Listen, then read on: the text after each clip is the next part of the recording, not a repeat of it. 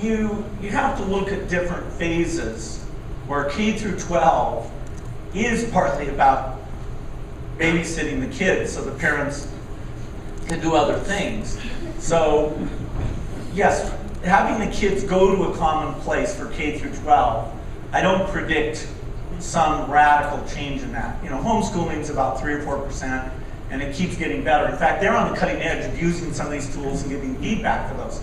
But actually, some of the best charter schools are these boarding schools where you completely immerse the kid in the learning ethic. You know, in KIPP, all the high-performance charter schools, which have come at it in different ways, they're all long school days. KIPP, which is kind of an exemplar, very long school day. You come in on every other Saturday, you come in 3 weeks in the summer. You create a full immersion environment. So if you want to take inner city 5th grade kids and get them to think, hey, learning is what I'm about, it's fun, I do that with other kids, you need to have at least 80% of their waking hours, you know, devoted to your thing, or else you lose. And so these charter schools do that.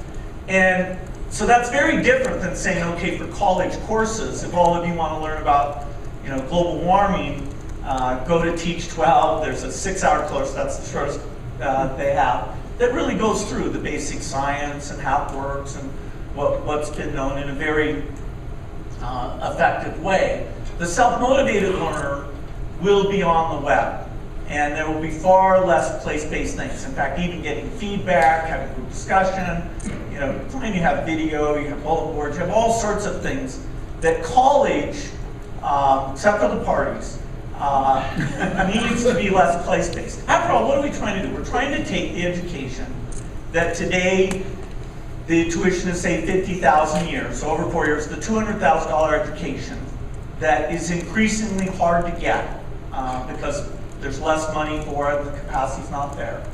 And we're trying to provide it to every kid who wants it. And only technology can bring that down, you know, not just to 20,000, but to 2,000. So yes, place-based activity in that college thing will be, you know, 5 times less important than it is today.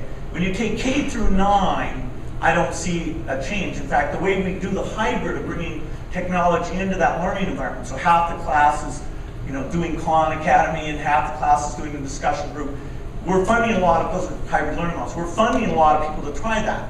Now, the room for innovation, thank God for charters. There's no room for innovation in the standard system. And so, you know, we're getting some experimentation, but there should be about 20 times as much as there is.